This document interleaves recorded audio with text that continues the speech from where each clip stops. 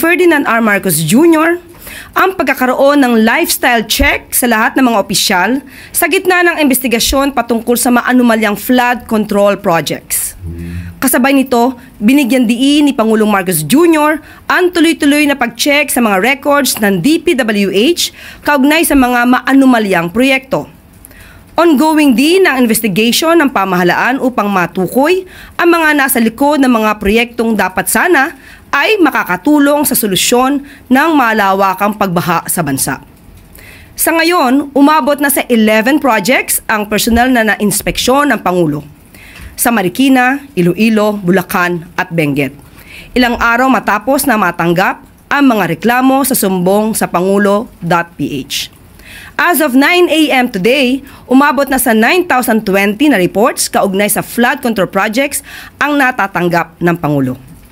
Muling hinihikayat ng pamahalaan ang taumbayan na makialam at isumbong sa Pangulo ang mga questionabling flood control projects. Paano kung kaalyado ninyo? Sorry na lang. Hindi na kita kaalyado kung ganyan ang ginagawa mo. Ayaw na kitang kaalyado. It might be a little painful. Baka masangkot dyan yung mga tao na malapit sa atin. Ngunit kahit malapit sila sa atin, mas malapit naman siguro sa puso natin yung taong bayan. Kaya silang unahin natin. At maaari na po tayong tumanggap na inyong mga katanungan. Please be reminded that only one follow-up question is allowed. Thank you. Para po sa unang katanungan, Ms. Maricel Halili, TV5. Magandang umaga po, Yusek. Yusek, tungkol po kay General Torre, ano po yung posisyon na sinasabing pwedeng ialok ng Pangulo kay General Torre? Hindi pa po natin maisisiwalat ang detalye patungkol po dito. Pero confirm po na may inaalok pong posisyon.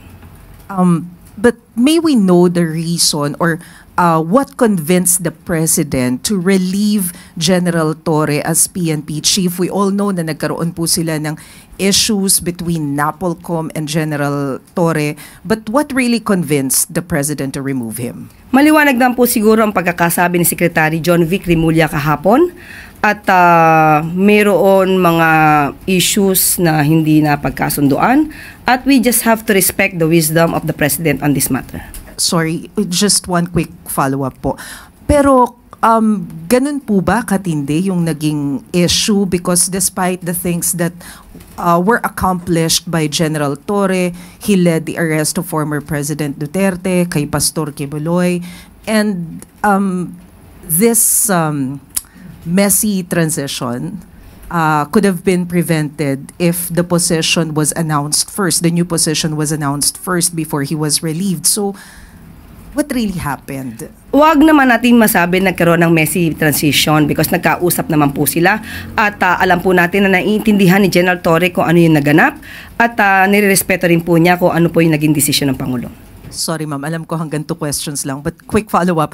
Is it a cabinet position po yung i-offer kay General Torre? Ibibigay po namin na detalye kapag po naayos na po at nabigay na po ang pagsang-ayon ni General Torre. Okay, salamat po, Yusek.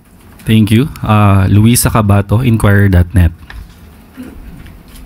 Good morning po, Yusek. Ano pong reaksyon ng Malacanang sa sinabi ng Makabayan Block na yung pagkaalis po kay Torres sa posisyon shows that there are widening cracks sa Marcos